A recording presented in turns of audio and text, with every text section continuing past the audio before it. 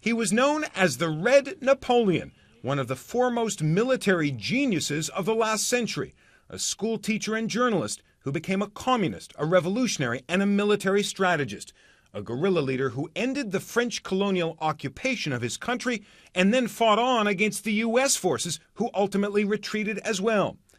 Giap was born into a family of rice farmers when Vietnam was better known as Indochina, an impoverished corner of the French Empire in Southeast Asia. Communist rebels under Ho Chi Minh began their war of independence against the French in 1951. Giap was the second most prominent figure in the fight, and his fame only grew after the 1954 siege of Dien Bien Phu.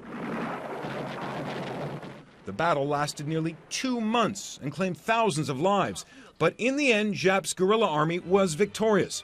The French, stunned by the setback, left Vietnam that same year. With the victory of Dien Bien Phu, we put the name of Vietnam on the map of the world, he told one interviewer. Vietnam got a place on American maps in particular, when Washington committed its own growing number of forces to a Cold War campaign to defend South Vietnam against the communist-run North. General Giap led his people in what they came to refer to as the American War, and was the mastermind of what may have been its decisive encounter, the Tet Offensive of 1968, a surprise attack that targeted dozens of cities in South Vietnam. The U.S. Embassy was even briefly overrun.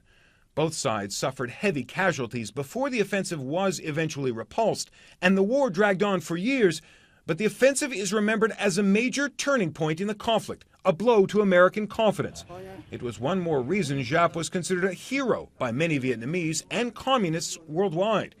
He lived out his years in Hanoi, in a French villa, receiving accolades, interviewers, and guests. The Red Napoleon died peacefully, aged 102.